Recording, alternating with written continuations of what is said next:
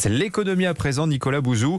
Regardons ces chiffres qui nous ont été communiqués en début de semaine par l'OMC, l'Organisation mondiale du commerce. Le commerce mondial repart plein pot. Ah oui, non mais c'est extrêmement spectaculaire, 10% cette année, 5% l'année prochaine. En fait, on est déjà au-delà du niveau de commerce mondial qui était celui, déjà très élevé d'ailleurs, atteint avant la pandémie.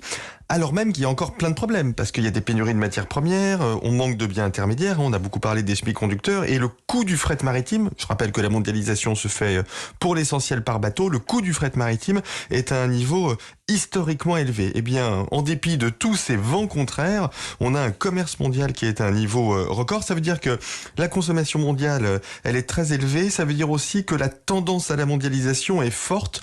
Quand on regarde d'ailleurs tous les obstacles, on pourrait se dire que cette tendance à la mondialisation, elle est même encore plus forte qu'avant la crise, ce qui d'ailleurs n'est pas forcément une mauvaise chose. Voilà, le conteneur Le Havre, Shanghai, c'était 2000 $ l'an dernier, c'est 18 000 en ce moment, pour vous donner un ordre de prix. Alors, c'est pas vraiment la démondialisation que tout le monde avait pronostiqué il y a quelques mois, Nicolas. Ah non, pas vraiment. Non, ça, les prophètes de la démondialisation se sont bien plantés.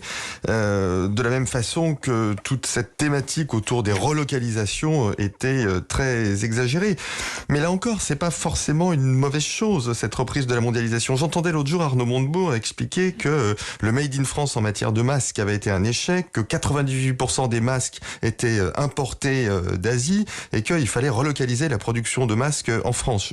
Je pense très exactement le contraire. Je pense que si les Asiatiques savent faire de bons masques et pas très chers, on a tout intérêt à les importer.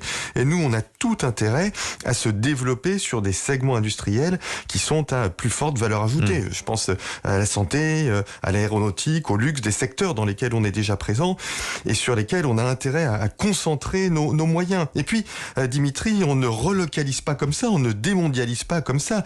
In fine, celui qui décide, c'est le consommateur. Si vous décidez de relocaliser des usines de voitures, que ça augmente les coûts et les prix de 30% et que le consommateur en veut pas, la relocalisation, ça aura juste été un gaspillage d'argent public et d'argent privé. C'est le consommateur qui décide, c'est pas les conversations au café de Flore. Bon, cette reprise du commerce mondial, c'est peut-être aussi un feu de paille, Nicolas. Qu'est-ce qui nous dit que ça va vraiment continuer ?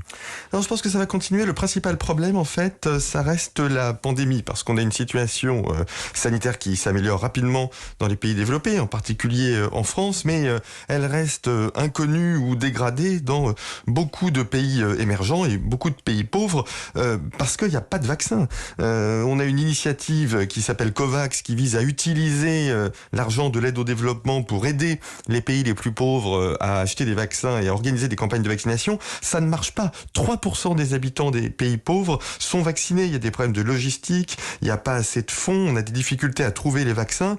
Et donc, cette organisation COVAX, il faut la modifier ou la renforcer, mais en tout cas, il faut la changer parce que, voyez-vous, cette année, la meilleure action de politique économique que l'on pouvait faire, au fond, dans les pays riches, c'était nous vacciner. Parce que c'est ça qui permet à l'économie de repartir de façon normale. Eh bien, à partir de maintenant, la meilleure chose du point de vue économique que l'on puisse faire, pour le monde, mais aussi pour nous, c'est de donner des vaccins aux autres et de permettre aux autres de se faire vacciner. Merci Nicolas Bouzou, c'était votre édito. Merci Vincent Hervaux.